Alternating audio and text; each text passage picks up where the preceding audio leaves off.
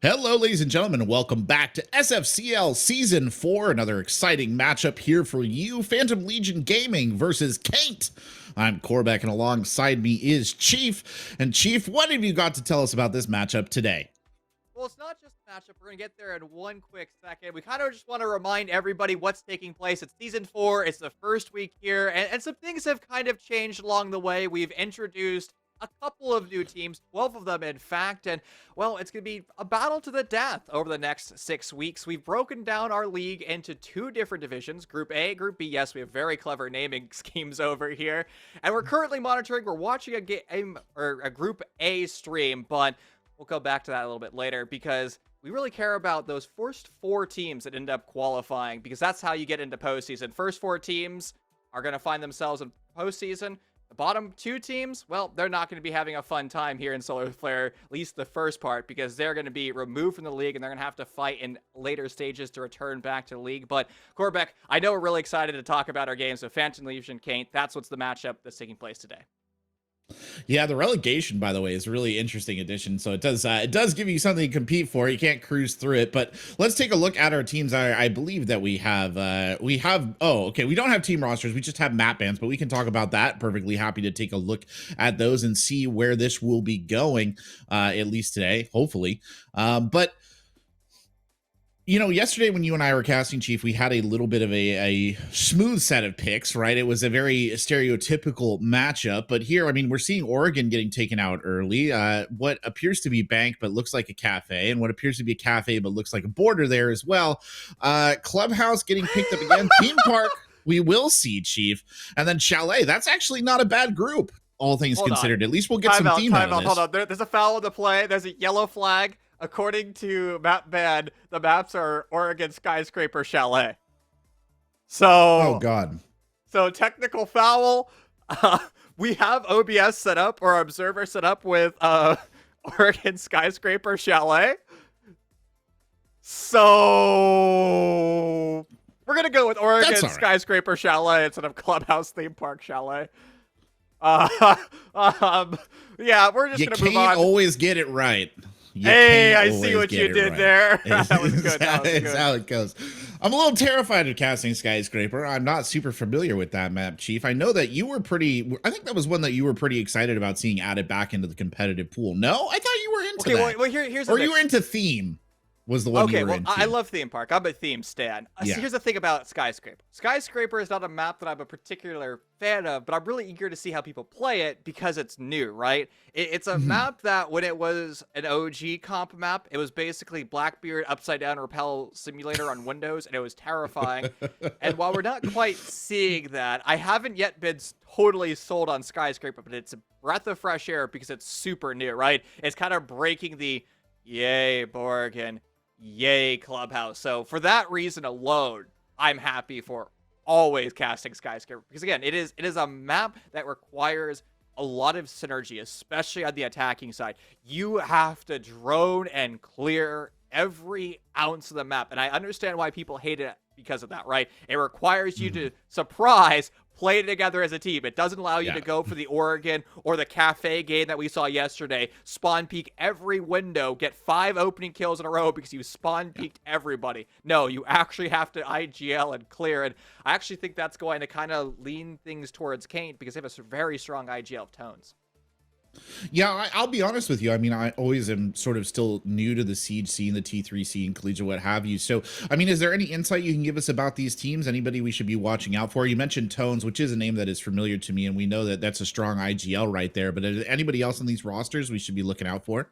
Oh, biased chef casts over here. You're going to make me talk about my collegiate teams? I've opened the box. I've opened the box. Am I a collegiate caster to you or something?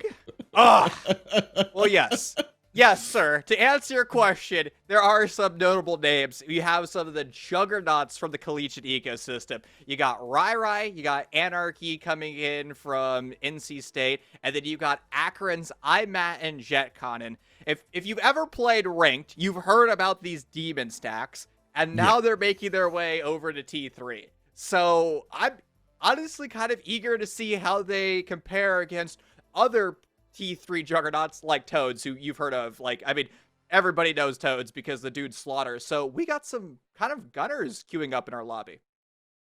Yeah, it'll be really interesting to see those players making that transition over to the T3 scene, or at least getting more involved in the T3 scene, right? And that's going to be exciting. And I mean, this is one of the exciting aspects of collegiate, right? Is to see these players transition through to T3, hopefully T2, move on to bigger and better things if they can. So that's something to look forward to. Another thing to look forward to, by the way, we should mention, Azami is playable in season 4 as Sfcl. We actually, in our game yesterday, saw her banned twice, so we didn't get to see her play, but she's very scary. And Sens, I believe, is also playable as well. If anybody's interested in taking them out for a whirl, they are there. The green screens are there. We didn't see it yesterday, Chief. I would love to see some Sens play just to see how that new gadget is going to be involved in a lot of gameplay. Do you think either of these teams, though, are going to be bold enough to run a brand new operator? Oh, I don't think so. I think we're going to kind of see the meta that we were in during qualifiers, where we saw Azami or we see the Azami ban, and we're going to see very aggressive plays. Oregon is queued up, ladies and gentlemen. Let's dive into map number 1, and let's see how that ends up shaking up. Now, as we were mentioning earlier, Azami has been an operator that has been changing the current meta, because essentially she has multiple deployable shields wherever she can place. And on Oregon, though, there are some powerful positions that you can play with the Azami, but I don't know if it's going to be enough to kind of earn the ban, right? You can play her downstairs in the basement, kind of the elbow section of Freezer, or the J bunker section, the other side of the basement, where I know some people call it elbow. That's incorrect. It's J bunker. I'll fight you for that one. But you can play them kind of around those like fixed positions. You can play them some places upstairs on door frames, but I don't think it's going to be enough to justify the ban like it was on Chalet or on Cafe, where there are just more obstacles kind of in the middle of rooms where you can put up your fake deployable shields. Yeah, she's an interesting prospect, and she is a bit of a meta change. Speaking of a bit of a meta change, interesting to see Finka getting banned out there early on. We saw obviously consistent Finka play yesterday. The LMG, the heal, the everything is just very effective. Coming off of Finka, Flores getting taken out here as well. That's interesting. We don't often see Thatcher escape the ban phase, and there are definitely points on this map where Thatcher can be used, but we do run into a conundrum that I think you've talked about before, Chief, when we've casted, which is that you don't have a lot of people who are ultra familiar with Thatcher play. That said, these are strange bans. Wamai getting taken off the board here as well.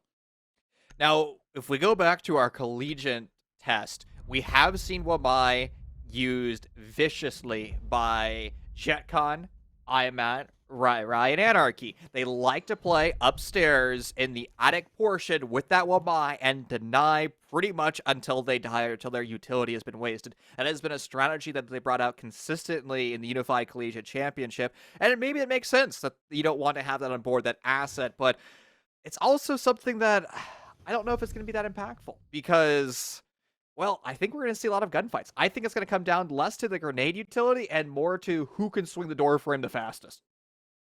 It's interesting that you say that. I mean, I generally think to 10 that Wamai is a very strong operator, but he's an operator whose impact overall is probably less, right, than some operator impacts.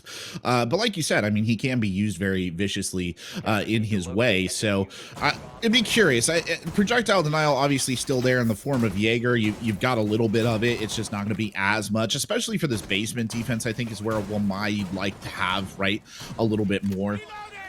Interesting to note, by the way, just in case anybody missed it, and if you're sharp-eyed, you might have spotted it in the chat there as well that was on screen. Mira is auto-banned in competitive, or just in Siege right now due to some glitch that they didn't mention for reasons that are probably obvious.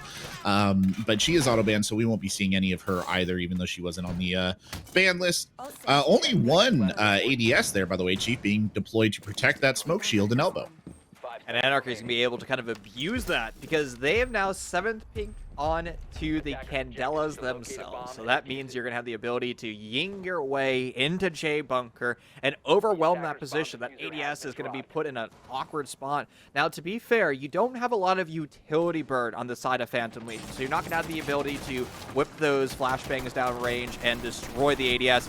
That's not what you want to do, Anarchy. You kind of have to have a drone having coverage of T2, and that's a free kill for Chris. And Anarchy, probably one of the most important attackers, able to overwhelm that J bunker position, has been silenced way too early. Yeah, that is an unfortunate loss. I will say though, if there's any bright side right there, at least you have 6 frag grenades still on the board between JetCon, Buzz, and Jolt respectively. So that is a lot of firepower right there to bring to bear against 3 ADS systems.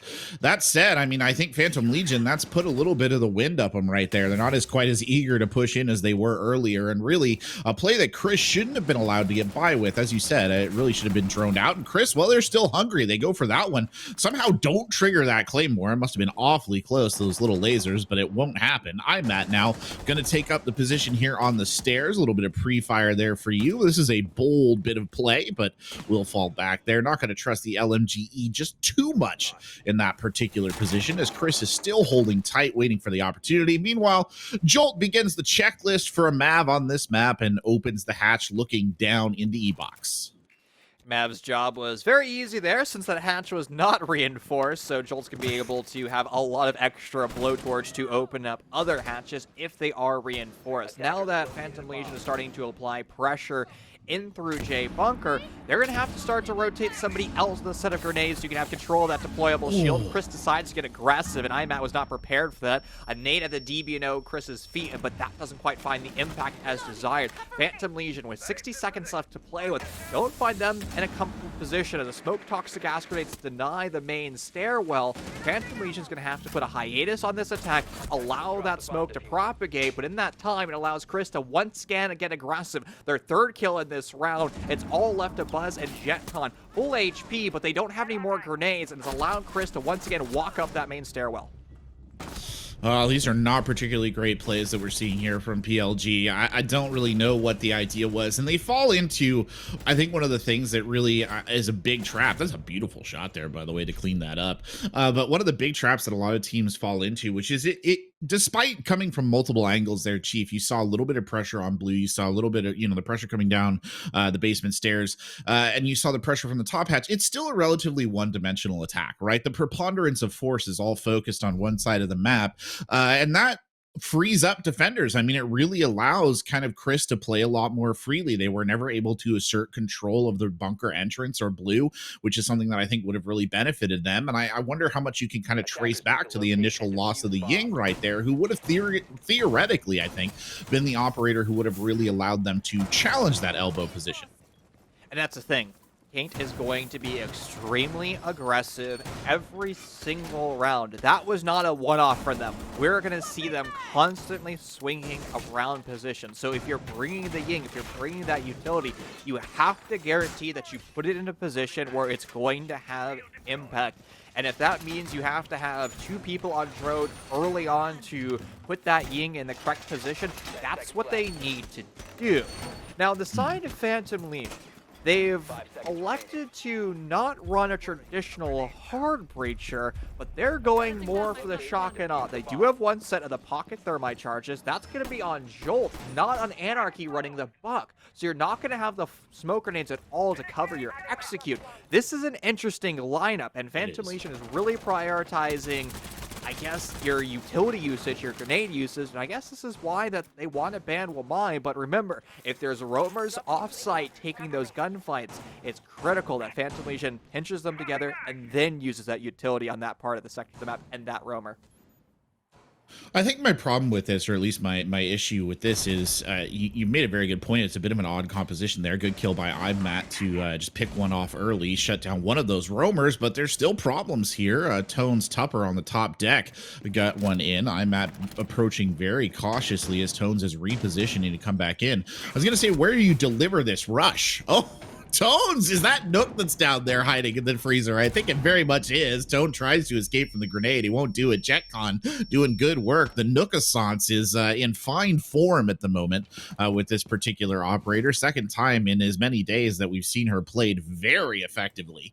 Oasis here still holding at the back or in dorms, waiting to see if they can get something off a murder hole, as the members of Phantom Legion are just slowly converging here, Chief, just trying to find the right opening. But again, it falls back to that, where are you going to put this rush in? You've got all the pieces, but I mean, you actually have to apply it somewhere, or I guess just let JetCon kill everyone. Well, that's an option. I mean, why not gun go burr? That seems to be the meta and seems to be the motif of the past 2 days of Solar Flare. Oasis wants to do his best interpretation of removing members of Phantom Legion. It doesn't work out well for them. It's now Nomad. Good for 1 kill, but they have time to play with, and probably more importantly, they have the Kiba barriers that continue to grow in their pocket. Better yet, they still have 3 in pocket, which is going to allow them to set up plenty of positions to take the fight from. Candela's in the background doesn't quite find its mark. In fact, they're on a completely different bomb site, but the vertical from Anarchy Skeleton Key Shotgun identifies Nomad in the corner, and that's an easy round there for Phantom Legion. That was a nice round. That was really well executed. I mean, you commented on the lack of hard breach and how it was a little bit, you know, off meta or sort of a different style of composition. They played that excellently, though. I mean, obviously, a big part of it was Jetcon's ability to really get those kills. But I think the thing that was really impressive for me in general was just a good use of verticality on the attack. Not a lot of teams will really bite into verticality on the attack, Chief. So I appreciate seeing Phantom Legion kind of take that and wrestle with it a little bit right there. Gonna go back up to kids dorms, and Thatcher makes his appearance. First time I've seen Thatcher played in quite some time. I do wonder if they'll switch off of him though here, Chief, because they don't really have a hard breacher kind of to follow him up. So I'm not sure. I mean, obviously he can disable lots of things, right? It's just not, you know, hard breach denial or what have you, but he's not as useful, I guess. It's an interesting choice. Now then Mav swap comes in. I've never seen a Thatcher in my life. I've never seen him be played. You've never seen him? Never seen him once in my life. He's just perpetually banned. Or he's, like, not played. One of the things that baffles me, and if we look both to the NAL Stage 1 and the Charlotte Major, he has over a 75% ban rate, or approximately that, but under 10% play rate. So that means out of the 25% of the matches played where he's allowed in, he's only played less than 10% of the time. Baffles me. It blows my mind. Like, the fact that he has such a high ban rate, but such a low pick rate when in play. Like, my 3 brain cells can't process that. He's either so broken that he warrants the huge ban rate, then he should have a huge pick rate when he's left unbanned. Nonetheless, he's left unbanned, and once again, not played for the 3rd round in a row. Like, if you're going to deal with an ADS, don't burn it. EMP it. Yep. EMP it. I don't know. It's like the town from Footloose. You ban dancing. Dancing's not banned anymore. Nobody knows how to dance. I gotta know this reference. What on earth is this reference? I've never seen Footloose, so I don't know. What's a Footloose? You've never heard of Footloose? No. It's a movie, Kevin Bacon. Come on. Really? Anyway, it's a classic. I don't know. I've never seen it either. But yeah, there's a town that bans dancing. It's not Kevin important Bacon, to the guy Siege. from 24? No. No, Kevin Bacon is not the guy from 24. Anyway, I'm gonna go back to looking at Siege right now before this gets any too much more boomer for either of us. JetCon is back to work again on the assassin beats. Got 1 down already. It's Tones who was roaming around down low, so the IGL is taken out early on right there. Chris back to watching the trophy door, just waiting for somebody to expose themselves in the most PG way possible. Now looking up there, Jolt is considering walking into the closets, and he will do so. A good grenade from below will open it up. Here comes the first breach, the exothermic charge detonating, and that'll be games open. Lines of sight being held by Caint. They have long-range angles, but it might not be working out well for them. An additional member of Caint falls and add on another one as well. 2 of them now left in this execute, and it's all on Caint, forced to find 5, the slumped body of his teammate. He looks over to it, but he should have looked further over to the window, and that's the demise of Caint. 2 rounds in a row from Phantom Legion. A dominant performance upstairs in the dorms execute. That was nasty. That was just nasty all over. Oh my lord. I love what we're seeing from Phantom Legion right there. The gun skill is impeccable. They seem to be getting the drop on Caint pretty much at every opportunity. The real lesson here, I think, for Caint also being that second floor site is just not their friend in any sense of the word. We've seen it attack now in 2 distinct ways. The hard breach kind of closet open that we would normally expect, and then that kind of more interesting soft destruction approach with a lot of verticality, and neither have gone particularly well there for Caint. They've both been flawless rounds. So back at it again to the basement they go. I mean, it's a sensible choice. This is where you're going to want to be, but you still got more rounds in the defense here, Chief. So I think there has to come a point where if you're Caint, you really have to consider, I don't know, where you want to play and what your advantages are here. Those last 2 rounds are a big difference from how that first round went. And one of the strengths of round number 1, too, was the fact that Caint had that opening kill, right? It was Anarchy and the Ying just swinging on forward with no drone assistance whatsoever, and that was just a crumbling mark for Phantom Legion. They're not even going to put themselves in that scenario because Anarchy is not running the Ying. They're electing to run the Sledge instead, so you're going to have access to 2 sets of grenades, and look who's here! It's the operator that's never played. Thatcher is going to make their debut here into Solar Flare, and honestly, it makes sense. If you're going to prioritize Oasis, playing in J Bunker, those Thatcher EMPs are going to be the true asset because it can allow you to disable the ADSs and go for a direct execute. Tones has assistance on this extended roam over into Showers. That was Chris playing with them as well, who took some damage to the wall. Tones detonates Nitrocell, and it creates a line of sight, but that's not enough for them to continue their play. Tones returns back to the bomb site, and Chris is going to decide to lurk upstairs and meeting. It's bought him a decent amount of time right here, though, at least this little skirmish that they had up around dining. I do want to point out that little micro play. I love cheeky little micro plays where basically they had Chris fall back right there as bait, and they were waiting on that to use the Nitro Cell to open up the wall there for Tones, hoping that I think somebody would still be at the window trying to secure the kill through the soft wall. So that was quite well executed. I love seeing teams that are capable of doing little tricks like that, even if they don't always work. I'm at now on that Jackal has a pretty distinct advantage hunting the last of these 2 down, but it looks like Chris and Tone's little skirmish battle in the top floor probably over since they seem to have gone all the way back down. There's the first of those EMP grenades going in. I think that one's specifically directed at an Electro Claw right there as Chris and Tones are trying to find the positions that they feel most comfortable with. Jolt's going to go ahead and open at least one hatch here, give them a little bit of an opening. They'll get another one off as well, not reinforced that hatch, so that's a little bit of a helping hand right there, and a good Claymore down from JetCon as well, just to stop any unwanted pursuit that might be coming up those stairs. You know, Caint elected to use only 2 of their 10 reinforcements. I don't know if that was them just panicking or if that was them just not familiar with their setup. That's going to allow Phantom Legion to have that extra flexibility, opening up those hatches with ease. The final one gets EMP'd, the follow-up of the X-Cairo pellets, and now Phantom has every single hatch open. But the thing is, Tristan, you got 60 seconds to play with, and you're going to have to start to go to your execute. Both teams have all their roster mates alive, so it's going to be a brawl to the death downstairs. Phantom works their way down Freezer, and this is an opportunity for the grenades of the Gon 6 to find its mark on the deployable shield. EMP on the coverage, Gon 6 for the range, and that's the deployable shield dropping. However, there's still players in that sector of the map, still taking aggressive marks, and Phantom Legion, they need to start to move quicker. The problem, too, I mean, they just haven't killed anyone in all of this song and dance. It's Sound and Fury signifying nothing. It continues to be so. Finally, Matt finds a kill. Buzz with a beautiful shot over the top of the locker. That's nicely done. Tones is waiting there, but JetCon, too clever for it, gets him immediately. Oasis now taken out and it's heading towards another flawless round. And suddenly, Phantom Legion Gaming just presses the kill button and finishes it all in less than 30 seconds.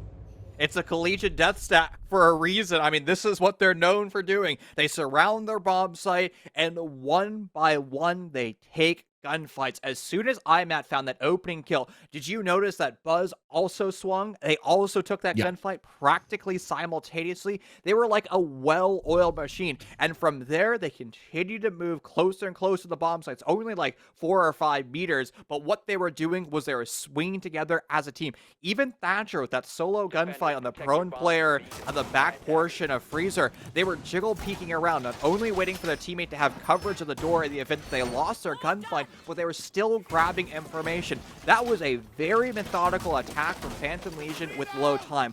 I think what we see a lot of times, especially in the amateur scene, is when you see 30 seconds left on the clock, teams panic and like sprint rush into sight, and then they just get slammed and they're surprised Pikachu, oh no, I lost that round. But Phantom Legion, even with low time, entering into red time, was still calculating with every single thing they did. It speaks a lot to the team as well. Like when you can conduct yourself like that, and when you can kind of trust, I think is the important word. Trust yourself, trust your teammates, have confidence in your ability to execute in that short of a time frame and do so successfully. I think that speaks very highly of a team. So really impressive right there. Looking like an actual Special Forces squad, at least for a moment, in terms of that nicely executed cleanup of the bomb site. Chris on the wide roam again. We've seen this epitome bit of tape before down by Showers. No Tones in the area, though, to help out this time, so there will not be a staged ambush. As the members of Phantom Legion, again, I want to say they're taking their time getting in, but I think it's to be expected now based off what we saw last round. This is just how they like to play, as you pointed out, Chief. So they will take their sweet time and make sure that this has a meaningful impact as they try and eliminate. Again, it's Tones and Chris on the top floor kind of skirmishing and buying time. Another beautiful shot there from Tones to shut down Buzz. So one player down already for PLG. Let's see how they work out of adversity here, Chief. Was provided the all clear, that Showers was clear. That was an accurate call, but they weren't quite prepared for the aggressive stance being made by the members of Caint. And an additional one as well, that's Anarchy falling. It's the ability to gather, well, utility from above, right? If there was a soft floor, which there isn't currently downstairs in the basement, you would be able to remove it. That's not an option. But more importantly, though, it's going to be those grenades, right? Now you're going to have to substitute them elsewhere. And how are you going to do that? I don't know, man. It's going to be rough because both sets of grenades have now been lost, as well as the Gone 6. Yeah, you've lost your grenades, but I mean, you still have Habana, you still have Thatcher, right? These are valuable operators, and they're doing what they're supposed to be doing. You're still having to play this out with 3 people, though, which I'm sure is a situation that they would not prefer. IMAT is basically snuck into Freezer here for relatively free. I don't think they have a big mark on him right now, so this might be a good opportunity for him to both pick up some intel and possibly provide a little bit of a cutoff here out of Freezer, which is what I assume he's exactly hoping for.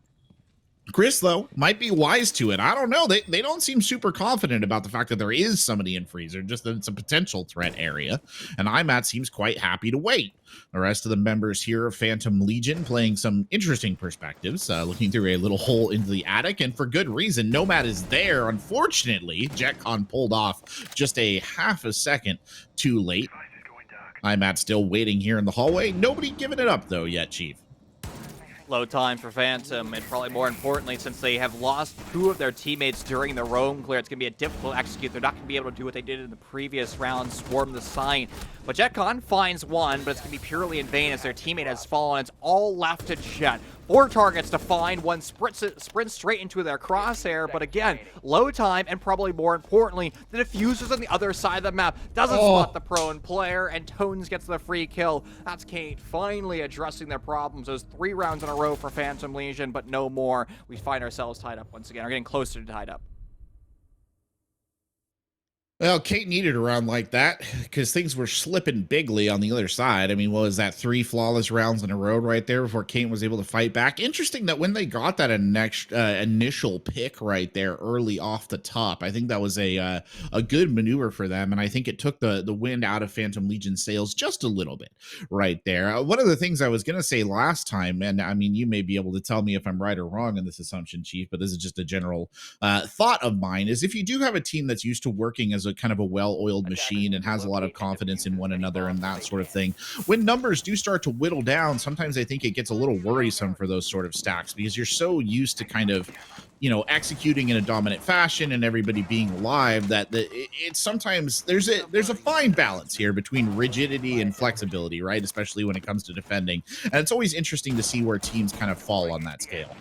And it certainly comes down to experience of the players in the lobby, right? If your attacking strat has gone completely sideways like Phantom Legion did in the early stages of the round, they lost 2 players, you have to then rely upon the players and their experience to be able to counter strat, make a contingency plan, and then try to execute with it. It's very difficult to do, but that just comes down to a player realizing it's not over until it's over. We have seen dumb clutches in the past, right? Where it's a 3v5 going into the final few moments of a round, and we've seen that team at the disadvantage win more times than probably they ever should. And that just comes down to the tenacity of a roster to never give up. Now, Phantom Legion not quite in that scenario yet here in round 6, but they do need to be very careful to not put themselves in that scenario. They have to drone out T3, and why we're putting so much emphasis on that is because they've misdroned it in the past and have suffered the opening death as a result.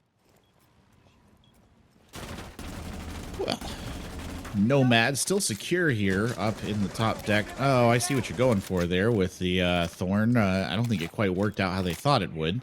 But hey, I always find interesting thorn placements. It's fun to see what you can do with those little razor blooms, but that one wasn't to be. Meanwhile, the drone here coming in from Anarchy, kind of giving a look there across the basement as JetCon begins to work here on the attic wall. The goal obviously being to sort of set up this vertical play again. They are being awaited, though. There's another defender on the other side right there, not too far off. It's Tones with the SMG-11, who's fallen back to his sort of second hole here. And then prepares to hold it, opens it up actually just a little bit. Might have given away a little too much noise with that one. Is Caint going here to challenge down into the hall, but he's got maybe a bit of a rude awakening in the sense that that's IMAT there hiding on the OSA as JetCon sends frag grenades sailing down the hallway and it clears the first shield, begins to open the pathway forward. It was the battle of the deployable shields, but now that Green Hallway is being manned by the members of Phantom Legion with their own OSA shield, it's going to allow them to have the flexibility to use their exothermic charge to detonate the back wall into meeting.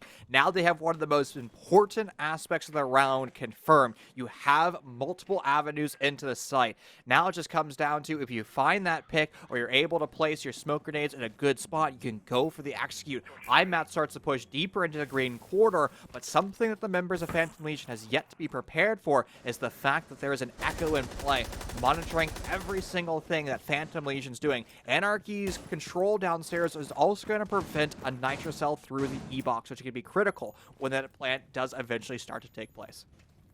Yeah, slowly but surely here, Phantom Legion shutting off sightlines, shutting off potential areas of contest.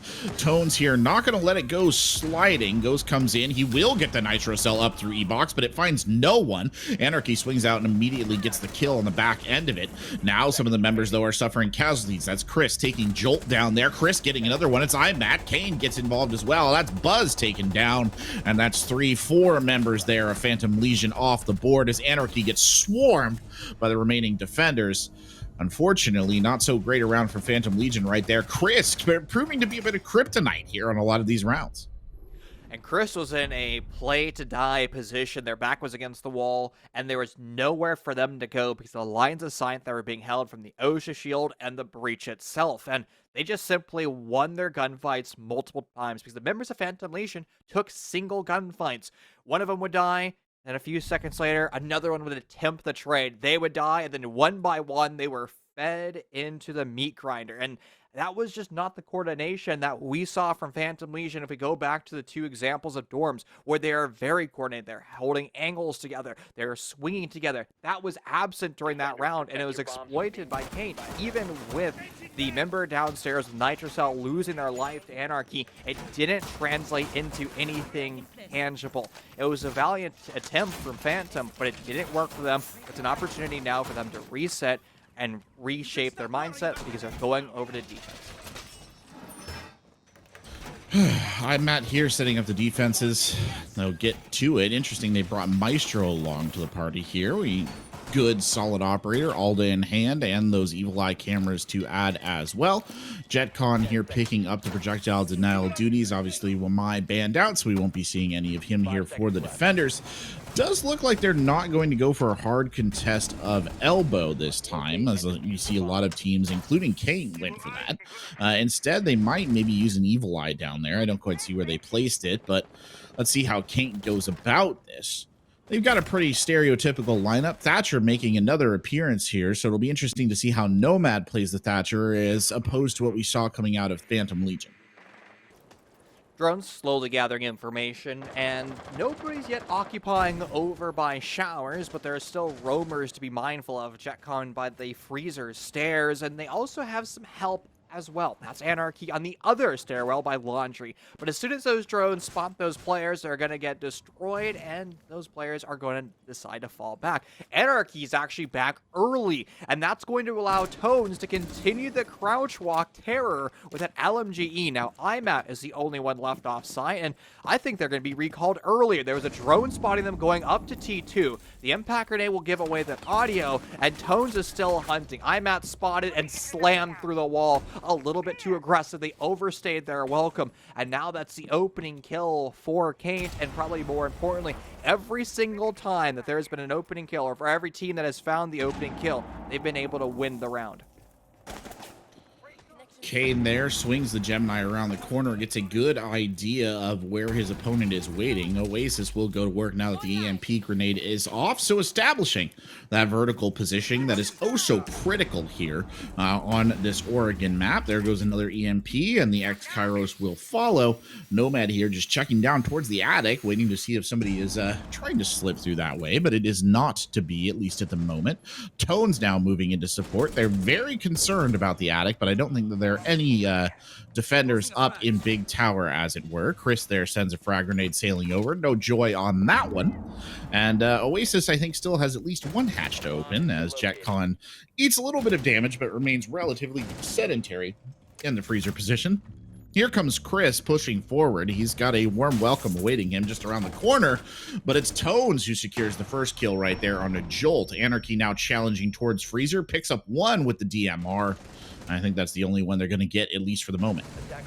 Chris is concerned that there's a flank taking place. He's going to be called off the freezer stairs, and it's going to allow Anarchy to find an additional kill. Buzz tags on as well, and it's not looking good at all for Caint. It's now left on Nomad, forced to find two. The swing from Buzz is read and found perfectly. Now it's left on Anarchy.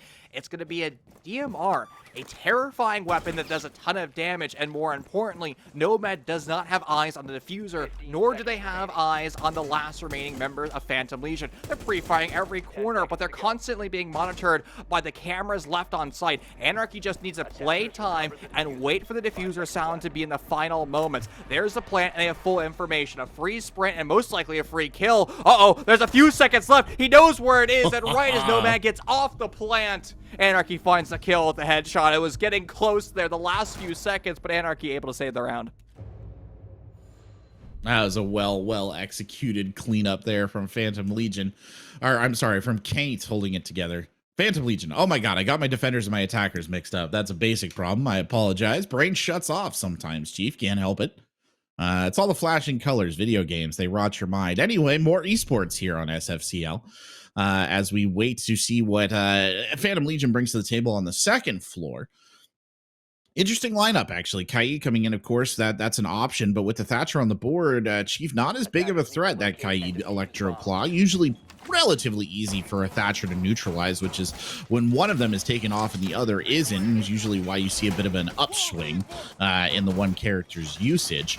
How are you feeling kind of about the Thatcher usage so far? I mean, considering we see him played so little. I mean, the way that he's being used presently is a true tool and an asset, and that's what I expect most people to do, right? He is being used to open up walls, and again, we all know that he's good. Why does he have a 10% pick rate? Still blows my mind. And again, if you weren't here for that conversation earlier, that is 10% of the games that he's unbanned. He's played. He's only played 10% of the games he's unbanned. Baffles me. I mean, this is what he's good at, right? There's a Caint Claw and a hatch. Bye-bye, Caint Claw. There's a few ADSs. Bye-bye, ADSs. I mean, like, we all know he's OP, and he's being used to his fullest. Yeah, it's just a lack of familiarity. I mean, he helps actually too with these evil eyes. If you do want to use him in that capacity, he'll shut those down perfectly fine as well. So that's something to keep in mind. Speaking of Thatcher, there's Nomad on the screen for you, jumping all the way up to the master bedroom balcony. The Gemini getting destroyed here for Caint as well, but they got a little bit of intel off of it, I think. A push in from the sort of opposite side of the map that I think we saw most of the action coming from when Phantom Legion was on the attack. Buzz here well ensconced down low. We'll be playing out a basement. Chris is in that general area with a drone, though. Caint on the backup in that same region. Tones is in here, has at least moved into the meeting hall, but he has to be very careful because Anarchy is here as well. Anarchy tiptoeing around the corner. Tones is unaware, but it's actually JetCon who finds the kill onto Tones, an ambusher that we had previously not discussed. Now JetCon in a dangerous position because he's got Caint here looking down towards the kitchen. Is JetCon going to be able to cook up a good escape? That's the real question. Backs up towards that little hidey hole, but isn't able to make it stick. Chris pulling the grenade right there, sends it sailing down the corridor. Buzz sees that, and that's a warning if ever there was one. Caint making good use of the Gemini right here to try and suss out exactly where JetCon is hiding in that kitchen. Buzz, I think, still undetected here, Chief, just waiting to move in and get Chris. It's going to be one or the other. They right on either side of the corridor. Door in comes the low shots, and both Caint and Chris clean up the roamers. That was an important find there for Caint, because now that's going to be the roamers off the board, and you can deal directly with the on-site anchors, but they still have teeth and claws, and they're more than willing to flex. Caint's nade was in hand. They lose their life as a result, and Chris is going to take some of the damage from the grenade as well. It's Phantom Legion that finds themselves in the positional advantage as well as the man advantage. There's still electricity on the wall, and as Nomad attempts to deal with it, the rest of their roster mates follow, and that's Phantom Legion taking their second round of defense in a row. Well, Phantom Legion looking pretty sturdy here on the defense. That said, I mean, it's been a bit of a streaky match between these two. We saw Phantom Legion kind of tear away on a couple of rounds when they were on the attack. Then Caint came back and got a couple in their own column. So I don't necessarily know that we can say Phantom Legion has run away with it just yet. And they are, of course, going to a tertiary site. Given the choice between the two, they will go with Meeting Hall and Kitchen. There are your stats, by the way. Chris and Anarchy leading their teams respectively. A little bit better kill ratio there across the board for Phantom Legion, but we probably expect that considering that they've had a good few flawless rounds right there. Jolt here on the castle. I like the pick, Chief. It's going to help him solidify this defense here on the kitchen side. The double Aruni wall there going up as well. Just remember, though, Rooney is going to be affected by the EMP, though. They will reset after about 10 to 15 seconds, so that's still something that Caint's going to need to use their utility to burn around. And just looking like they're going to have enough utility as well, because you're going to have the smoke grenades from Thermite. You're going to have the smoke grenades from the Osa. I guess Thermite's also going to have the potential to have access to the flashbangs as well if they elect to do so. You can even burn the stun grenades of the Zofia Lifeline, and now with Twitch entering in the lineup, you're going to have the ability to use those smoke grenades as well. And oh, a late addition, Lion. Lion's such a powerful operator. I mean, it allows you to go for a fast execute or clear out those roamers one by one. Caint's starting to queue up, though, on the other side of the map, so it's not going to be quite the execute that Phantom Legion brought. Instead, it's going to be a garage into split execute, where there might not be really heavy presence of the defense. That is going to be something they have to watch out for. Buzz is playing the exact same position, which is a bold choice, and Chris basically goes right back to the well and finds them again. It's Imat, though, who gets wiped early on. That's Caint taken down. Tones trying to play off the window there, leading back towards the kitchen. I think they're just trying to close the roamers down, and it looks like they're doing a pretty effective job of it. JetCon is taken off the board here as well. Buzz is ensconced all the way back in Freezer, and there is Chris there. So this little cat and mouse game getting a repeat performance. Chris will come in on the slow crouch as Tones managed to secure the kill on Josh. Buzz wins that matchup down in the basement, though, and a little bit of well-deserved revenge. Tones now with the LMGE, looking for a target, and might be an LMG fight. No Anarchy, there's Jair to finish off the kill.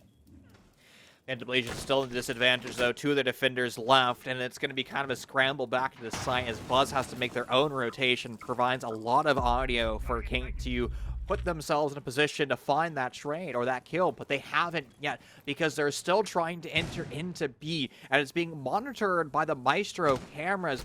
It's an opportunity just to kind of go into sight, and there it is, the OSHA shield providing coverage, and there's nothing that Maestro camera can do. I mean, Anarchy is still gone up at this point, and they're more worried about a flank taking place in from Zulu. They're well, idea was perfect on that, but they have to clutch a 1v3. Oh, the LMG finds two of the 180, misses though, and Nomad saves the day for Caint. It looked dangerous there the last second. That's why you bring out that LMG. Gun go burr, but not good enough for the last one. Gun go burr. Not enough burr, though. Sometimes you can't maximize your burr ratings there. A good return to form there for Caint. They managed to keep it close. Definitely, this match, not exactly one-sided. Phantom Legion does seem to have the stronger rounds in the main, but Caint definitely nipping at Phantom Legion's heels never lets them feel particularly comfortable, I think, on any of these defenses. We're going back to Laundry Supply Room here. You're running a very similar lineup again for Phantom Legion, and a, well, relatively similar lineup here for your attackers in the form of Caint. Again, the elbow looks like it will be sacrificed. It's not something that's a high priority. You know, it's interesting, Chief, to see Phantom Legion kind of pushing out, right? They like this more extended style. They seem to bring a lot of roamers. They're trying to get the gunfights. It seems a bit feast or famine here. Sometimes it's worked very, very well, but in the last couple of rounds, it seems to have been kind of biting back. I wonder if that's just a byproduct of the meta that we currently find ourselves in, where it is either you are aggressive or they're going to be aggressive, and it seems like the aggressor is going to be constantly the roster that wins those rounds, and we can kind of see that through the stats of this series so far. All but 2 rounds have been won by the team that's found the opening kill, and the only time that we've had that deviation was actually during round 7 and round 8. So that's when the side swap happened with Phantom Legion, where they themselves found themselves opening death, and yet they were still able to win that round if we go back to round 8, for example. It's just kind of the way the cookie crumbles. If you have the opening kill, you have more flexibility to play the map, whether or not you're an attacker or defender. It really doesn't matter in that aspect because you can still play kind of the whole real estate. As you mentioned, J Bunker is not going to be quite the fixed fighting position that we've seen in the past. No smoke, no deployable shield, and it's going to be now Jolt on the LMG. Speak of the devil, talking about opening kills, IMAC finds the first one. Well, the IMAT tripwire working there, at least that time. IMAT swinging out again, tries to go for another kill, won't find it. Meanwhile, we saw a little flash there of Nomad's Twitch drone going to work. Managed to take out at least, I think, one of the defenses. Makes Pillar a little less comfortable for the aforementioned IMAT. Chris swings, and that's IMAT down. Jolt still here in the elbow, though. Has not been driven off, as it's Buzz who fires it back. Oh, no, Oasis. That's not where that's supposed to go. Caint here walking the slow turn around the corner, drops and gets the shot on Jolt. Jolt had been waiting so patiently for that exact maneuver, and that means the ult is off the board as well. Nomad just continuing to clear util here as Oasis will fall back down into blue and begin to push that way. Anarchy, though, stabilizing the ship just a little bit there with a very solid DMR kill. Nomad now looking across the board, trying to find a target as Oasis pushes in. One more Candela left in the pocket if they choose to use it. They won't. Oasis is taken down, and now everything's left on the shoulders of Nomad with that F2. Obviously, this is something that the FAMAS can do. Just can Nomad do it? That's the big question. Nomad clutched in the previous round, but that was a 1v1. They now have to find 2 additional kills if they want to find themselves in a successful position. Smoke grenade goes out, that covers the cross. Jetcon falls, and another one falls as well. No ammo, though, in the F2. That's going to allow Nomad to fall back away, because Buzz is nowhere near. They rotate over to Freezer, but it's still low ammunition. Nomad needs to go for the reload. They take damage in the process, and they're trying to pick up the diffuser. They now have access to it. The audio cue of the diffuser going down is going to be provided to Buzz, but they're not going to take the bait. More importantly, though, the Nitrocell, you should be able to win that round. Nomad goes to the swing, but Buzz was already holding the angle. Phantom Legion finds match point. Good kill from Buzz right there. Good correction, too. The initial target acquisition slightly off to the right. Snapped back like he was a rubber band to secure that kill. So I like to see that, Chief. Well done indeed. Phantom Legion pushing themselves onto map point here for Oregon, which is, I think, well-deserved at this point in time, though that last round was certainly a squeaker. Caint, though, I mean, they're still in a position to threaten here. It's by no means a done deal. That was a really impressive performance there by Nomad at the tail end of that round to force that 3v1 into a 1v1. I particularly like the inspired smoke grenade right there to just kind of separate off that potential freezer angle. Good quick thinking play. And for their potentially final site here, they will return to the second floor and see if they can just put this one to bed. Easy as you please. This was the round that we saw Phantom pretty much roaming every single position on the map, and they were able to find multiple kills through that roam. And on the side of Caint, they're not really bringing out any operators to address that style of play. We don't see Jackal whatsoever, so you're just going to have to rely on the drones themselves. You also have the ability to flex over to the Iana hologram, but that's just adding to your drone game. It's not going to help quite like the Jackal Inox scanner with the active pings and the actual speed spotting. That's hard to say, man. With that being yeah, said, don't say that though, 5 times fast. right? Jeez. Sorry. Feet is not usually in my normal vernacular. Who are you trying to convince here? Who am I trying to Us? convince the Yourself? community, apparently? Chris here on the window looking in. Nomad's popped a little hole there in the barricade from which he is going to attempt a quick check down off the top of the van, as you do when you're a physically fit middle-aged man with an assault rifle. Tones there checks down his own angle. They're really just trying to cut off any of the roamers that have come back. They've become very anticipatory here, having the members of Caint, and it's justified because at least 2 members of Phantom Legion are down on that lower floor, and they're about to have a rude awakening because Cain once more is creeping towards the kitchen like a fat kid in the middle of the night. JetCon hiding there in the corner, very cautiously watching on the other end like a disappointed parent.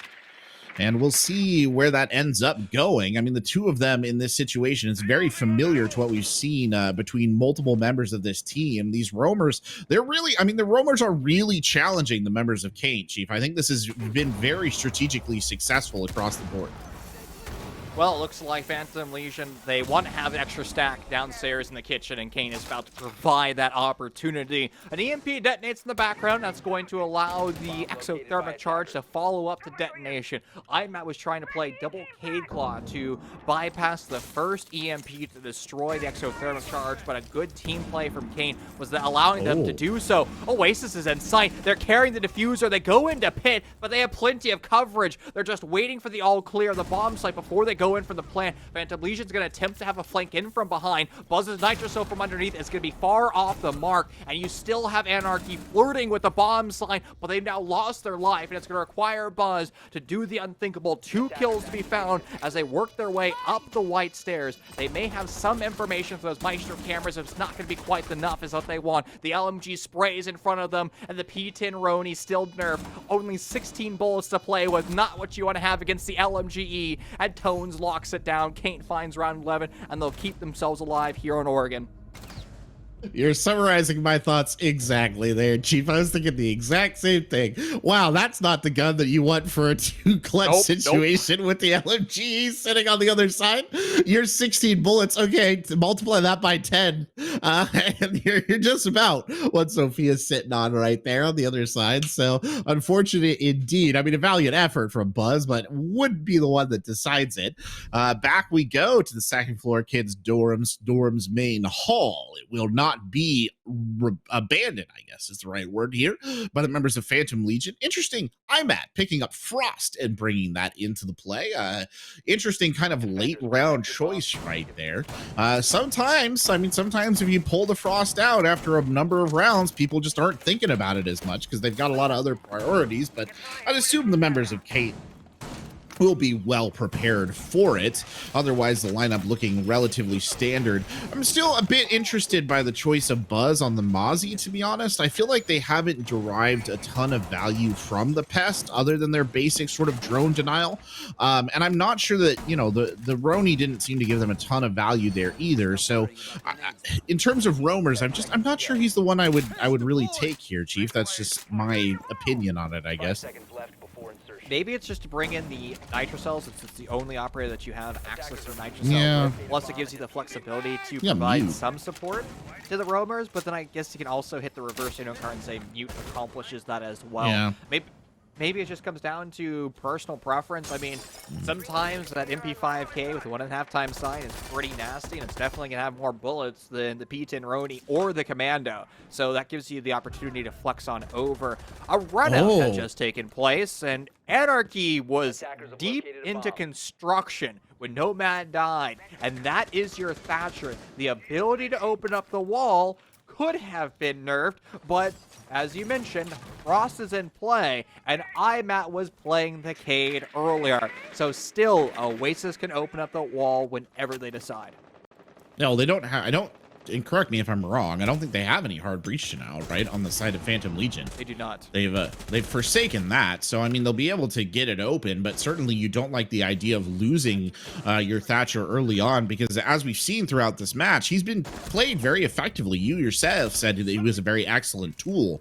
The roamers coming alive here, electrified on this map point, because it's JetCon who strikes now, and I gotta give big props to Anarchy for having the bravery to run out and go ahead and get that kill. The kind of bravery slash ability you like to see at the tail end of a tense match like this.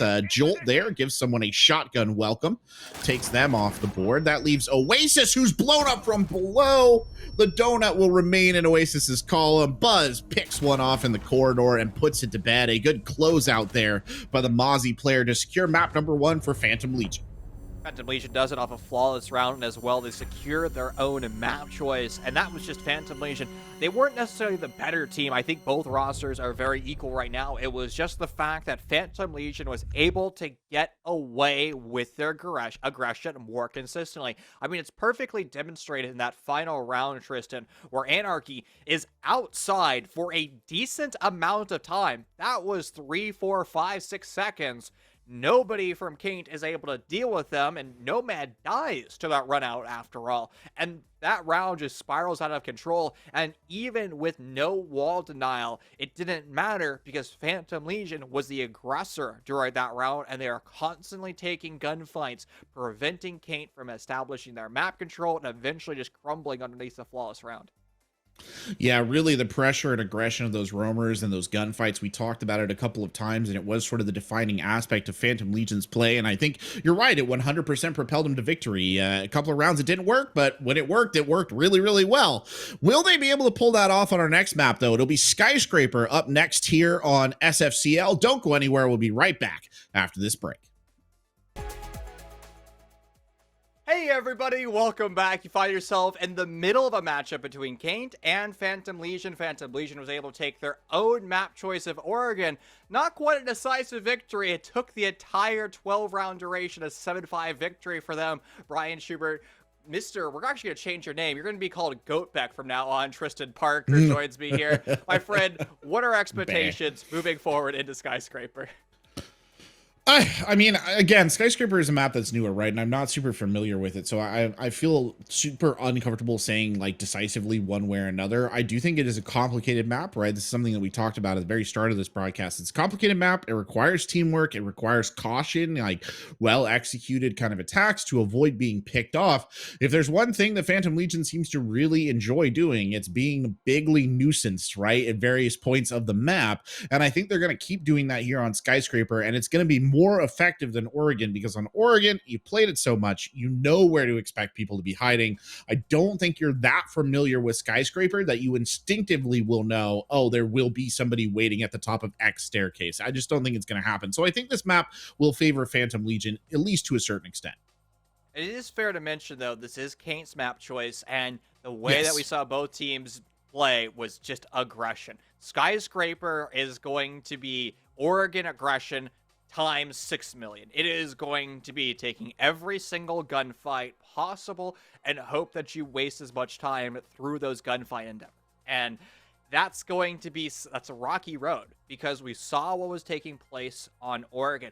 All but 2 rounds was decided by the opening death. So that means the team that found the opening death won 10 times or 10 rounds after finding that opening death. That's a powerful statistic because if your roam gets shut down early on, if one roamer loses their life and we factor back that statistic from Oregon, all of a sudden you might be just being snowballed or steamrolled by an attacking team.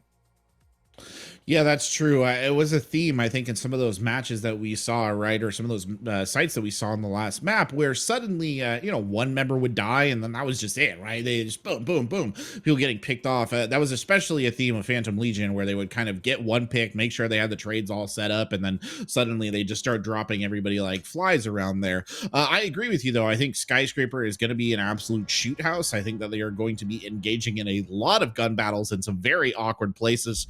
And it'll be a matter of kind of seeing who comes out on top. I don't think that changes my opinion on Phantom Legion having the edge here, but certainly Caint is not out of this picture. They played very well on Oregon, and they could easily swing their way back into this. Now, I'm expecting to see very similar bans. I'm expecting to see the Finca. I actually hate to say this. I don't know if I was ready for the Thatcher ban. I was expecting to see that Flores make their way out of the operator ban phase, but that's not going to be the case. And now we're going to have to decide, is the Finca LMG going to be worth it? And honestly, it probably is, because these players are going to be LMG crutches. But there's another element to the aggression and the current meta that we find ourselves in, Tristan. It's the fact that Nook is also a member of that aggressive lineup because she can be silent and use those grenades at pretty much whenever they want, and the Aruni is equally as interesting. targeted ban. I feel like we saw a lot of Aruni play coming off the side of Phantom Legion on the defense, not so much on the side of Caint. So I think that's pretty obviously directed towards that Phantom Legion side. Valkyrie, that's a pretty standard ban. I think that the I think that the Thatcher ban is the one that I'm a little bit hesitant on, because like you, I don't think it's necessary to ban him on Skyscraper. First of all, I just don't think it's super necessary. Second of all, I think that we just saw illustrated that Thatcher can play it around and it can go perfectly fine. It's not a hugely game-changing thing. I mean, certainly. I mean, there's something to be said there. But again, I kind of want to back up and say this whole series is going to be about aggression. I don't think that's going to factor too much in about your utility. So whether or not you're Yeah, you're bringing your Jaeger or Mai, I don't know if that's going to matter all that much, because the right. gunfights that we saw in Oregon weren't anywhere near ADSs. Well, Mai was banned. They were on the other side of the map. So I'm expecting the exact same thing, because if we use Pro League as kind of our test, when we saw Skyscraper examples, the majority of the gunfights took place on the other side of the map, because the thing with Skyscraper is you don't defend the bomb site, you technically defend every ounce of the map control. It's a challenging prospect, though, I mean, in and of itself. But I think you're hitting at kind of the unspoken aspect of what I was thinking, which was just, I don't know why you would take Thatcher out there and leave Finka on the board, basically. It's just a very powerful operator specifically for this scenario.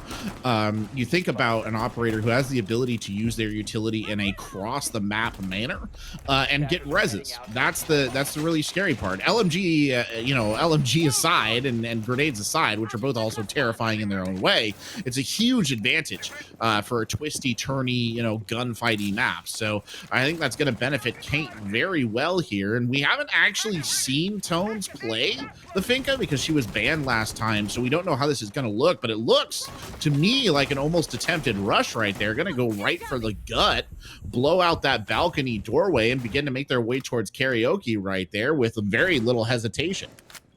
This is things when Tones IGLs and makes those shot calls, he's going to be just, well, aggressive, because he's not only an entry capable of IGLing, he's going to be the one orchestrating the entire push. Tones backs themselves up into a corner, though, and they're attempting to spray through the wall, they being Phantom Legion, but they're missing their marks. Finally, Tones has been shut down, but at the cost of one member of Phantom Legion. The Osa Shield was placed during that time and allows a new position for Nomad to play, extra coverage, and while Oasis attempts to set up a crossfire from the window, another member of the Caint offense has fallen, and it's just 2 members left, and the first 70 seconds, not the start of the round that Caint wanted. It's Nomad and Chris left to find 3 members of the Phantom Legion offense. They have plenty of time to play with, and they don't really have a lot of drones, though, to gather the information. Only 1 left. These are both very difficult players to challenge. Obviously, the Osa has the shield right there that they can hide behind. It's relatively, or was relatively, well placed. Looks like they've lost both of them, so that point's kind of moot. But of course, Chris has that LMGE, and that's not an easy prospect either. So it's not entirely out of the realm of possibility that Caint can't, wrench this one back around, but it does seem a little bit unlikely. Phantom Legion basically figured out what was happening almost immediately and shut it down very forcefully. Nomad trying a long sightline there to Karaoke. Here's footsteps on the stairs and dodges around a little bit. Chris gets lit up before they even have a chance to let the LMGE go. Nomad, though, returns the favor, gets one, misses the look down there onto what I assume was JetCon. Comes back and checks another angle right there. Now feeling increasingly isolated here in the tea room. Nomad just standing on a table. Goes the other direction and looks, but it looks like they're on the floor below them, hiding up in barbecue. So I'm not exactly sure what the plan is here at the moment, but it's not as if Nomad can really plant just yet. So they're fine to wait. For Nomad, this is just a terrible position to be in.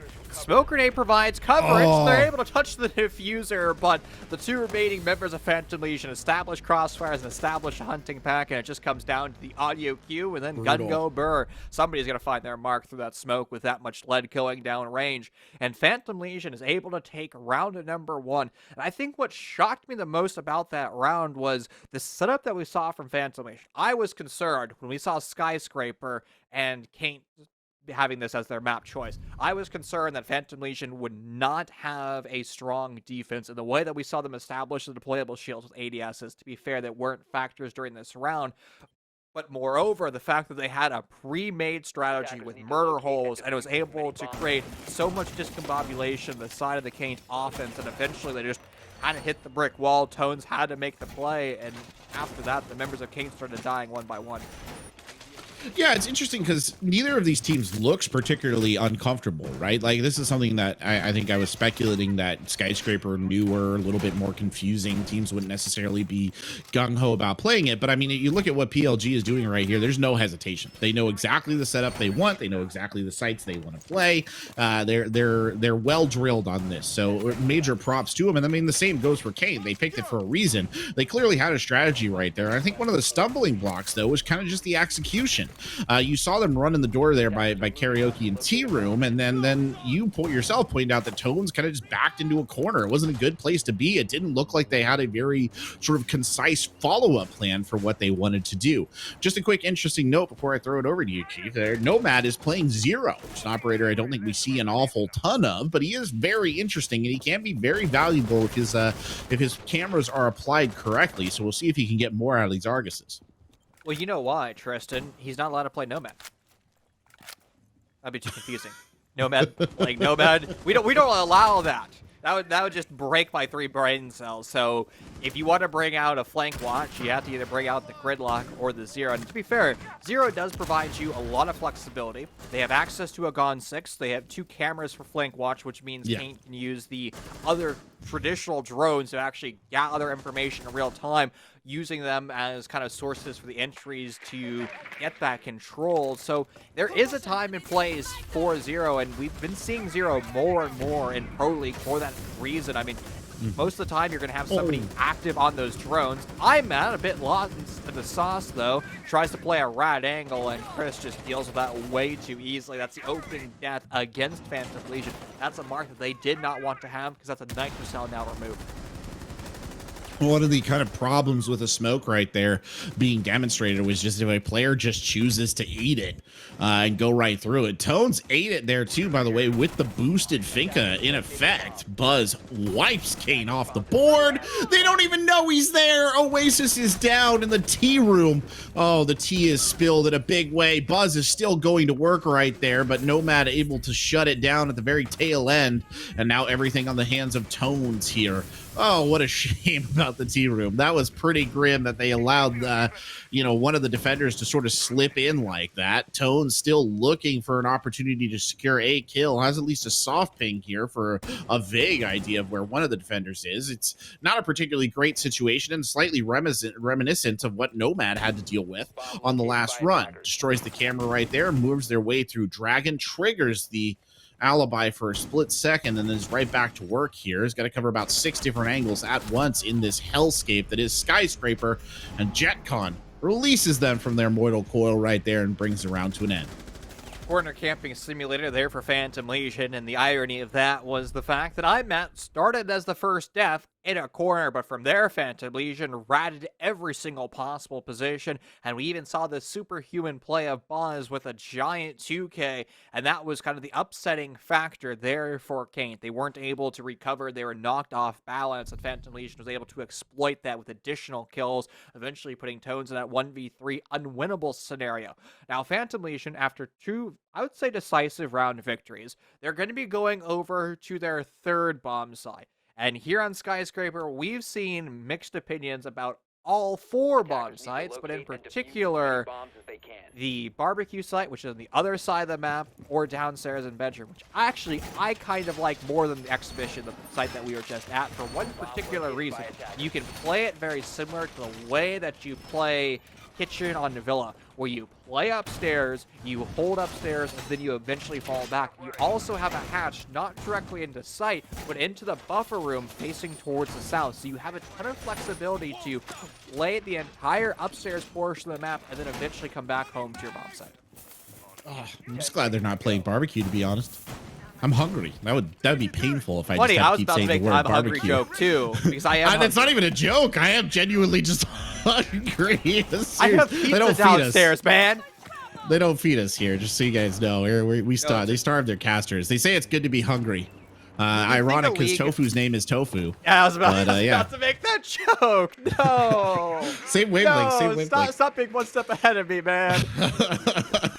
Speaking of being one step ahead there, Oasis gets a very clear look at where Buzz is hiding, does not want to be caught off guard again. Caint attempts a murder through a window, but Abel, or should I say Buzz, manages to slip away just in time. Buzz will continue to retreat. This is the kind of skirmishing that we've come to expect from alibis everywhere in this matchup as Tone pushes forward right there, LMG in hand. IMAT now holding just here in reception, waiting for somebody to walk into the gun site. Jones doesn't want to give it up, though. That's fair, I think, in that situation. Wow, look at the control of Phantom Legion. They have just authority everywhere throughout the map. On the first floor, on the second floor, and probably more scarily on the second floor, they have the deployable shields up there being defended by ADSs and the Wamai pancakes. This is something that Caint needs to deal with sooner rather than later, because the fact that those Wamai pancakes are going to grow in the back pocket throughout the round is going to be something that they can't allow to happen. The deployable shield upstairs is dealt with by a Selma. Tones finds the opening kill, but there's the alibi able to go for that trade. Buzz decides to relocate in an aggressive manner, and VIP, a corner ratting position. You have Jackal, which should be able to identify that, but Buzz's pre-fire gives away their position and forces them to retreat down the house stairs. I don't think they've been able to derive a ton of value from the Inox of Nomad just yet. It's definitely been used a couple of times, but it hasn't really played out particularly well. I don't know if that's how they found where IMAT was hiding. It very well might have been. Caint sees a cloud of smoke and pushes forward just a little bit. Jolt goes for the aggressive play, finds the kill on the SMG-11, or on the SMG-11. Good little bit of moving back and forth right there to secure it. Here comes some trouble, though. Oasis doesn't even look down the sight, just point-blank blasting into the face of his opponent. But Buzz, always there, always ready to secure some kills. We'll go ahead and finish it off with a wicked shot there over the rail. The Buzzsaw continues to cut down Caint, and there just seems to be nothing that they can do. Caint attempts to find map control, there's deployable shields in their way, and their members of Phantom Legion salivating, ready to pounce and ready to take those gunfights. And the thing is, Phantom Legion is making these gunfights look easy. There's moments where Caint doesn't even seem to be shooting back. Let's talk about the death that we saw around Jolt playing near house. Right, he just takes a gunfight against Caint on the Zofia LMG, just sprinting in. I mean, free gunfight for them. It seems like just small mistakes are being made by Caint, and the fact that Phantom Legion is just so aggressive, they're able to exploit those mistakes because they're in a position to do so constantly. Yeah, I think the gun skill advantage seems to be firmly resting on the side of Phantom Legion here, Chief, and I think we're seeing that illustrated time and again in a lot of these little matchups. It's not that Caint is incapable of securing kills. I mean, they certainly are. It just seems like Phantom Legion is consistently hitting the shots, getting the drop, etc., etc., etc. And I don't think that Caint has really found exactly what they want, right, to sort of figure out how to stop that from happening. There's no gain on the intel edge. I mean, they had the Zero, they've given up on the Zero, they tried the Jackal, they've given up on the Jackal. Nothing seems to be quite working. Instead, Chris is bringing out an Ash, an operator that used to be ubiquitous, so we don't see as much these days in most competitive settings after some nerfs. Oasis remains on the A, so still bringing the Hard Breacher along come hell or high water. And then you've got the 2 LMG duo there. I mean, it's not a bad attacking setup, though I do sort of question what Chris's purpose is here necessarily. But it does, again, kind of not play to their thing that they're struggling with, which is that they can't seem to get ahead in terms of figuring out where their opponents are. I wonder if the lineup around Caint is just to be nothing but aggressive. You have 4 characters that can be primary entries. So if one of your primary entries dies, well, you got 3 more to still go with. And that can just be, again, an asset within itself. If you're dealing with a team that's super aggressive, why not yourself bring out a super aggressive lineup? Anarchy is in a terrible spot. They're going to take a ton of damage lost, but they still get away somewhat with their life. Head-level holes prevents Nomad from really entering into that doorway. Buzz, the terror of Phantom Legion, has now been silenced, and that's not going to look well for Anarchy, who just sprints into Expedition, Nomad finds an additional kill, and it's just all going wrong. It's all left to Jolt, forced to find 5, and the smoke elects to get aggressive. Close quarters, SMG-11 out of ammo, forced to go to the shotgun, but doesn't even pull the trigger there. And Caint finds their first round win off a flawless round. I mean, I think you're 100% correct earlier, Chief, when you said that it was a composition toggled towards aggression. And I think that was purely aggressive. I mean, even the way that Ace was opening up the wall was just used for aggression. And this time it was Phantom Legion that was making a couple little errors, specifically thinking of Anarchy's positioning. You pointed it out, was not particularly comfortable right there. I mean, you said he took some damage. It was lucky to make it out alive, frankly. And even if it was only a temporary stay of execution, that was a round that Caint desperately needed as well, Brian. They really needed an opportunity to settle themselves down, to prove that they are, you know, capable of winning on their map pick, because it had been 3 pretty brutal rounds to follow. So pulling out a flawless victory there on the back of a series of beatings probably feels quite good, and maybe just re-energizes them a little bit. And I think that's also going to be applying to Oasis, too, who's found their first kill across both maps. They dropped to Dona at map number 1. So now that they have found some heat underneath their wings, they should be able to produce some lift and find additional kills after that. Honestly, sometimes when you have just a drought where you just get slaughtered in the first map, sometimes it carries over to the second map, but as soon as you find your kill, it's almost like that mental reset where you're able to say, all right, all the problems I've had, it's gone. We can go back to actually doing what my job is, and that's going to be a productive member of the team. Now, to be fair, Oasis is not an entry fragger. At least they haven't been playing that role so far today. They've been playing primary support. They've been constantly on the smokes. They've been constantly on the primary hard breach. So they haven't really been put in positions to find kills, but still at a certain point, those primary supports need to go gun up. Attackers have located a bomb. Good little bit of drone work there from Nomad. Gives him a pretty clear idea of at least the position of JetCon. That might lead to a frag grenade being tossed from below. JetCon, though, was up on a display table, so I think it was a bit bold to think that they could secure that kill. JetCon turns dreams into memes right there, because he annihilates Tones through the hole that had been created, and that's not what Caint wanted at all. You can't always get you what you want, though. I'll tell you that, Brian. Anarchy going again there with the impact grenade. We'll take out one of the Selmas, but another Selma comes sailing in right thereafter. A little low, though, and doesn't get, I think, the value that they would have liked to see out of that one. Unfortunate indeed. Caint now going to work opening up the floor from below, but I will say the death of Tones has at least temporarily slowed the pace here for Caint. They don't seem as eager to push the attack. Last Selma used, able to open up an actual walkable hole into Sign. Caint attempts to use the Buck Skeleton Key to prevent power positions to be held from Phantom Legion, and there's the address that Nomad needed. They find one with their LMG, and now nobody in the bomb site proper. With so many head-level murder holes, the members of Phantom Legion can play these very long-range transactions, these very long-range gunfights, because they have reinforcements and deployable shields off-site. IMAT makes a rotation back over just as a last-ditch effort. They have the Nitro Cell to deny as well. Phantom Legion still finds themselves in a very good position. The members of Caint are knocking on the bomb site. They could go for a plan if they exploit an opening. Joel getting stunned right there, and there's a sudden flurry of kills. IMAT and Buzz both picking up their own respectively. There was a little fire traded back in the direction. Nomad tries to get aggressive. Anarchy gets a little bit of revenge, and there's Buzz again.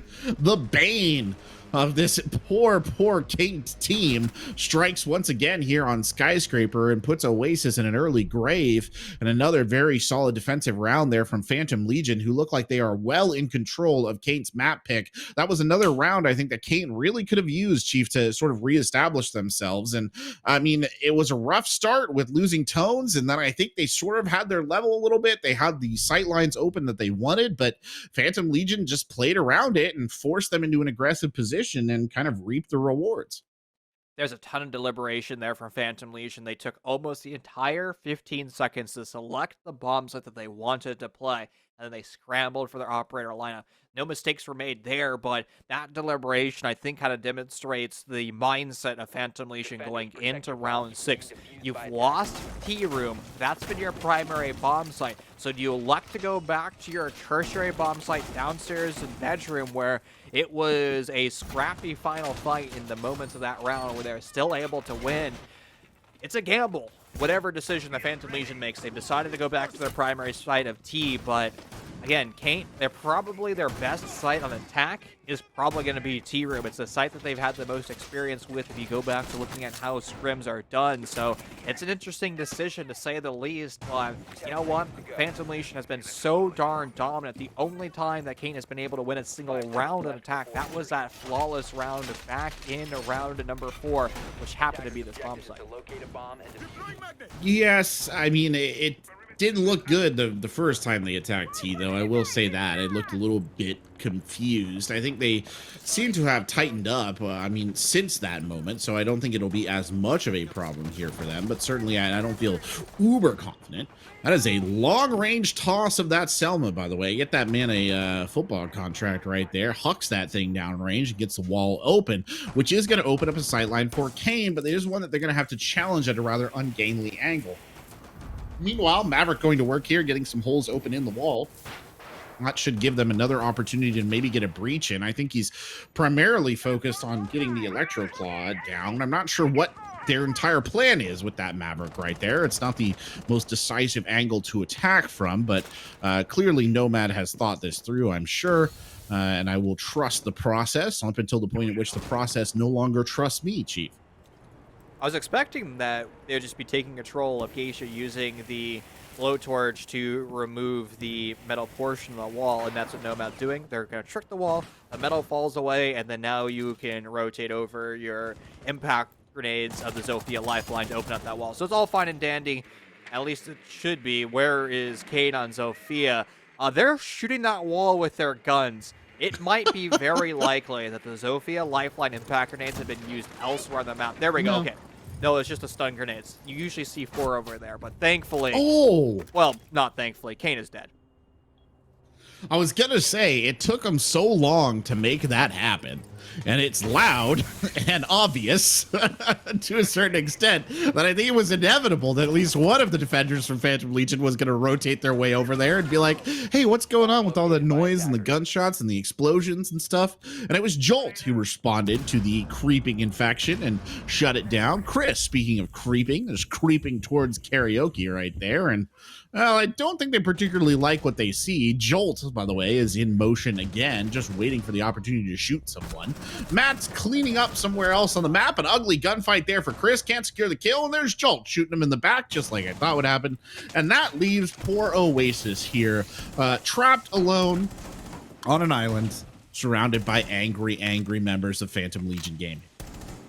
Yeah, 5 of them, in fact, and they could be staring at a mirage at this point, but nope, they're not. That's Phantom Legion trying to find the kill. I'm at silence, so hey, that's a step in the right direction, but still more targets to find. 4 of them, in fact. Oasis relocates near drum. There's a challenge from Jet Condens, good for that final kill. Phantom Legion, extremely decisive half. A 5-1 half for them on their opponent's map choice, Tristan, but it's entirely possible we're about to see the defending series here on Skyscraper.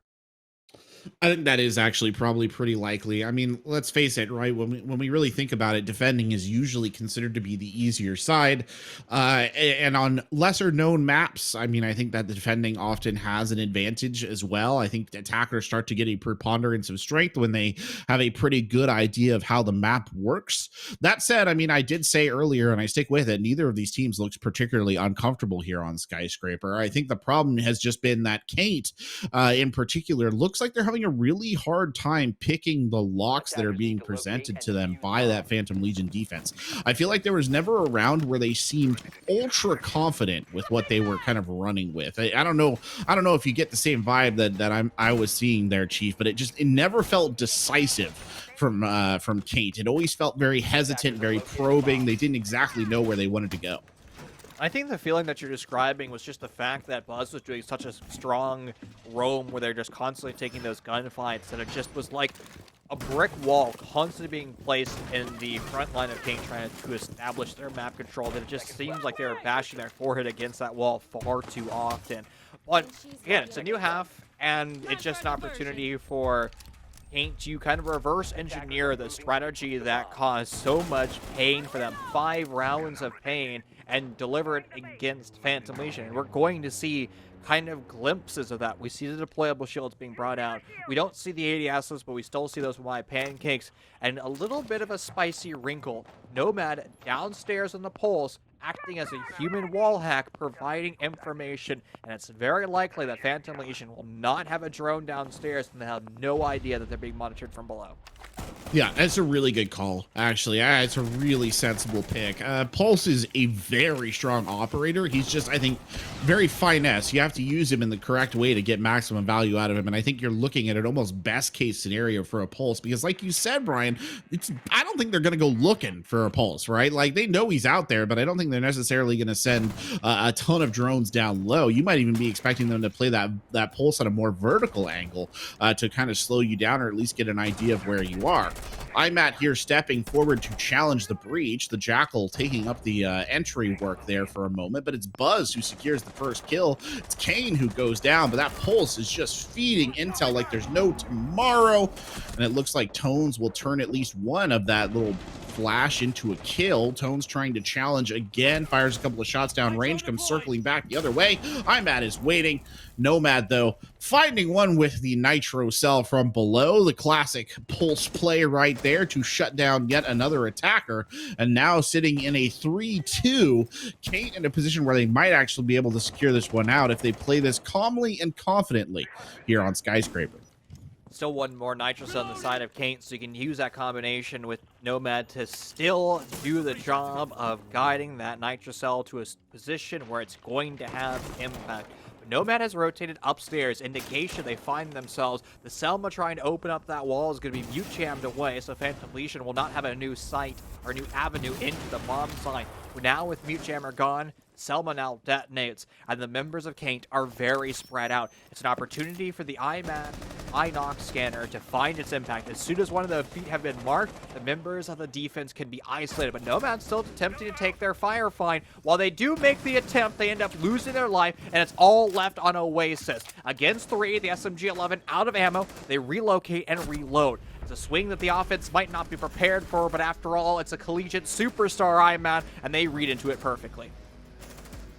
Oh, poor Lost Oasis. Lost Oasis 2, just as bad as the first one. Very unfortunate fortunate scenario there for the player trying to lock it down at the end. Absolute beastly round there for IMAD, by the way, who really took it and ran with it on that one. I don't think that it was necessarily a matter of util either. I think that was just raw gun skill and aggression on display right there. Chief, you'll love to see it. As we get started here on what could potentially be match point. Caint getting absolutely blown apart here on their own map choice, not able to find the level when they were on the defense either, which must just add to the mountain of frustration, the absolute mountain that has been heaped upon them here by this Phantom Legion team, who looks like they are just taking apart Caint at every possible turn. And I'm surprised at how well-versed Phantom Legion are on Skyscraper, because they are playing with a substitute. IMAC is not a member of the roster. They are a member of the substitute lineup. It's Rai that normally makes the play. IMAT was a substitute 3 minutes before the start of the game because Rai couldn't connect to the server. So IMAT has been doing a phenomenal job as a substitute, and what makes that even more impressive is the fact that he's a substitute on a Skyscraper, a map that a lot of amateur teams just aren't comfortable with. He's slotting into the lineup perfectly, and he has the second most kills on the side of Phantom Legion, and then the entire lobby, in fact, actually. I'll be honest with you, Chief. I mean, if viewers at home weren't aware and you hadn't mentioned anything, I don't think anybody would have even thought that IMAT wasn't a regular part of this team. It just looks like a perfectly oiled part of the squad. There's Buzz, by the way, striking early. It just continues to be a monster that is haunting Caint wherever they go. They cannot escape the bugbear that is Buzz. This guy is next up. That's funny. Anyway, no bad.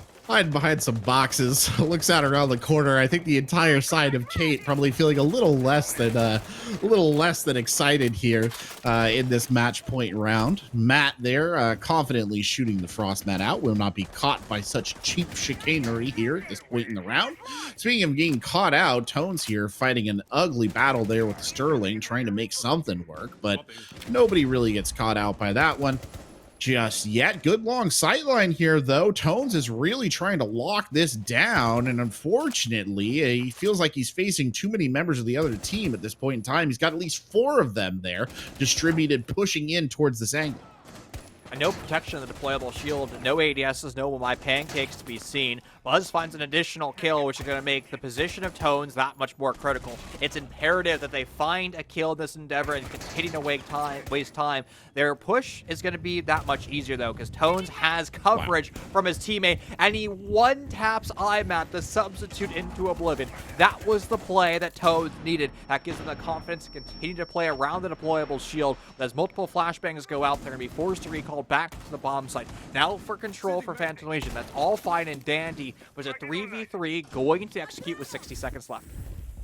Tones did an amazing job right there slowing this down. That was like some Gandalf and Moria stuff. Just nobody was allowed to pass right there. Fell back at just the right time and then doubled back to get the kill on top of it. So credit where credit is due. Big plays right there from Tones to keep the dream alive. Jolt, however, shutting the dream down. One more kill added to the pile. It's Chris who gets caught looking. Tones, the hero of the hour, is down, and now everything on the back of Nomad. SMG in hand. He won't find it. It's Anarchy with the LMG to finish it off, and Phantom Legion Gaming takes a decisive skyscraper.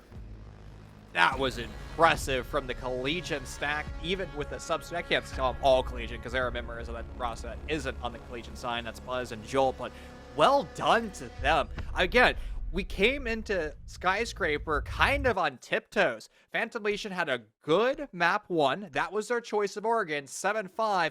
And then we're going over to the Caint map choice of Skyscraper. And Tristan, if you told me that Phantom Legion was about to 7-1 Caint on Skyscraper, nah, I wouldn't have believed you. Honestly, I was expecting Phantom Legion to probably lose that. I was expecting to see Toad's dominance and just kind of wipe the floor with Phantom Legion, go to Chalet, where it had been a brutal standoff in round 15. That wasn't the case because the members of Phantom Legion wanted to clean up shop, and they did so in a dominant fashion. Man, a 7-1, that's brutal.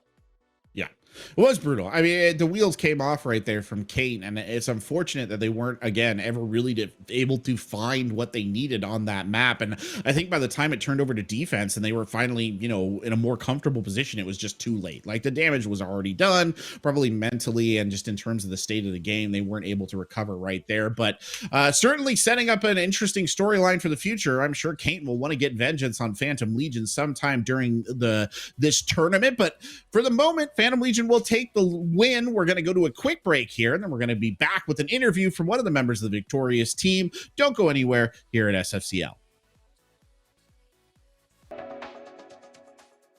Hello and welcome back, ladies and gentlemen. We've got an interview lined up here for you. One of the victorious members of the proud Phantom Legion team on the deck. Welcome and congratulations there on your victory. Looking forward to hearing your thoughts on the backside of that very decisive Skyscraper map. Well, let's bring Buzz in because I'm super eager to pick your brain, my friend. What's up? Tell me about that victory, bro, because I don't think you're expecting to slaughter 7-1 coming on Skyscraper, especially after going to round 12 on Oregon. For Skyscraper, I'm pretty sure we had that in the bag, because, like, just taking out, like, a, kind of like a, I'm not gonna lie, taking a pub team to Skyscraper is kind of like, you know, what do you expect? But Oregon was closer because, you know, they were playing aggro. It's just how it is. But proud of the team. They did well. So how did the team make the adjustment from expecting to play with Rai to saying, oh crap, I need a super substitute, and calling IMAT and just coming through? How did you guys make the adaptation to not only just factor IMAT in, but let him just slaughter? Yeah, it was pretty rough because, like, Rise our support, so it was like we had to change everything, and then, you know, Matt is just not a support player, so we had to like, all right, you play support. I think we had Jet play support for a bit, and then it was just everybody's just hitting the cycle, who's droning and stuff like that. So it was just like we were just trying to make sure Matt was playing comfortably, so we can all just do well. But it was pretty much 180, but we figured it out, so it's not a big deal. I mean, it looked like you guys were having fun. You guys were constantly aggressive. So how do you take today's victory and apply it to the next 5 matchups that you have in the later stages of this season? Just be prepared. Don't don't slack pretty much. Don't get swung. Or make sure everybody just don't get swung. We'll be fine, all right? You know what I'm saying? So yeah, I'm pretty sure my team knows what they need to do, and I'm pretty confident going in the next game. So. All right, so everybody's heard it here first from Buzz. Win your 1s4 ahead, and then you can win all of Solar Flare. That's the way to do it. Buzz, my friend, I love chatting with you. Before I let you celebrate with your mates, anybody you want to shout out with? Anybody you want to give love to today? Shout out, obviously, Matt. Thank you for coming in. Clutch King. Thanks, dog. And then shout out to Rye. Sorry he couldn't play, but he was there in the spirit, He was there in spirit, man. He was lurking in your VC, just trying to give you like gentle, positive vibes. Buzz, my friend, always great chatting with you. Go have fun with your teammates. Enjoy your victory, bud. Thank you. Cheers. Tristan, what a fun game. What a fun interview. Yeah. We had a great interview yesterday. We had another good interview today, man. This new season of Solar Flare is just fun, man. I love the players that are playing. I mean, that's the reason why we're here, after all. Yeah, it is. It's good to see him. It's good to see the spirit. I think that's been shown in these 2 interviews in particular have been great. Don't get swung on. This is good. It's good advice for life, actually. Try to avoid getting swung on at all opportunities. It's a philosophy for you. But I really look forward to seeing how some of these teams play it out, because we've seen some real talent here displayed in these first couple of days. And there's some storylines already being put together, some revenge arcs that are going to have a conclusion at some point in time. So a good setup here to the start of the season for sure. Oh, I mean, it's been incredible matchups. So that's going to conclude our Thursday broadcast. 1 more taking place tomorrow. 2 matchups. That's going to be starting at 3 p.m. Pacific Standard Time or 6 p.m. Eastern Time. Ladies and gentlemen, thank you guys so much for tuning in. On behalf of Tristan Parker and myself, thank you. Hans, our OBS today. Narwhal's our producer. We'll see you guys tomorrow at 3 p.m. Pacific Standard Time. See you then.